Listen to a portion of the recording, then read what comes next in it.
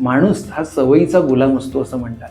एखादी वाईट सवय जर आहे तर ती लावायला ना फार कष्ट लागत नाही, ती अगदी सहज आपल्याला लागून जाते. चांगल्या सवयी लावायला आपल्याला खूप एफर्ट्स घ्यावे लागतात, पुश करावं लागतं सगळ्याला, आपल्याला कम्फर्ट झोन ब्रेक करावा लागतो आणि मगच आपल्याला चांगल्या सवयी लागतात.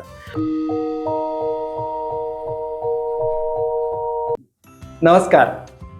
गेल्या आठवड्यातील व्हिडिओमध्ये आपण सरावाबद्दल जाणून घेतलं होतं आणि त्याच्याबद्दल चर्चा केली होती. आज त्याच्याचबद्दल पुढे बोलणार आहोत.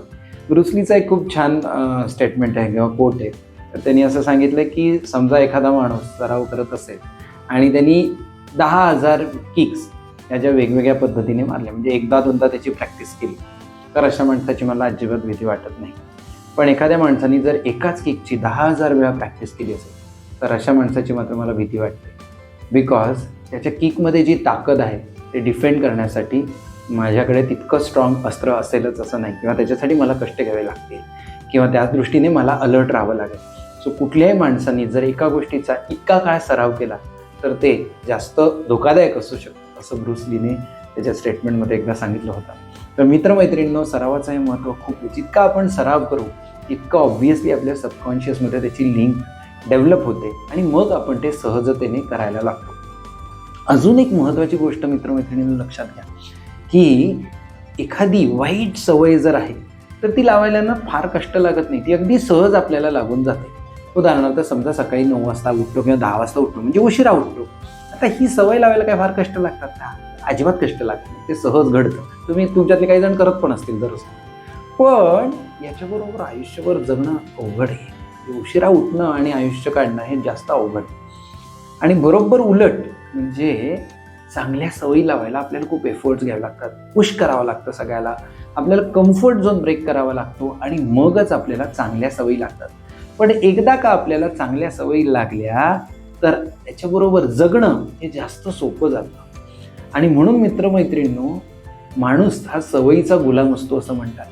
तर आपण जाणीवपूर्वक अवेअर राहून आपल्याला चांगल्या सवयी आहेत की नाही ह्याच्याबद्दल जागरूक राहायला हवं.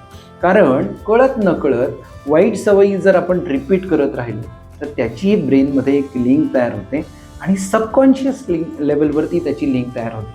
आणि जितक्या सबकॉन्शियस लेवलवरती लिंक्स त्याच्या तयार होतात तितक्या आपल्या सवयी ह्या घातक होतात. म्हणून आजपासनं सगळ्यांनी एक पहिलं लक्षात घ्या, अवेअर व्हा की आपल्या कुठल्या कुठल्या सवयी ह्या वाईट आहेत, चुकीच्या आहेत, ज्या आपल्याच शरीराचं, आपल्याच मनाचं नुकसान करतात, आणि अशा कुठल्या सवयी आहेत ज्या आपलं आयुष्य नर्चर करतात.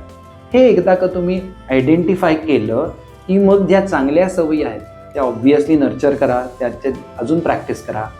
आणि ज्या घातक आहेत, उदाहरणार्थ जंक फूड पाहणं, जंक फूड खाणं, सोशल मीडिया पाहणं, स्क्रीनचा अतिरिक्त वापर करणं, व्यायाम न करणं, आळशीपणा करणं, या अशा स्वरूपाच्या ज्या हॅबिट्स आहेत त्या हळूहळू करत ब्रेक करा आणि कॉन्शियसली इतके एफर्ट्स घ्या की त्याची सबकॉन्शियस लेवलवर लिंक तयार होईल. तुम्हाला यात काही मदत हवी असेल तर अनुभूतीची टीम सदैव तुमच्याबरोबर तत्परतेने उभी आहे. आजमावून पहा. All the best.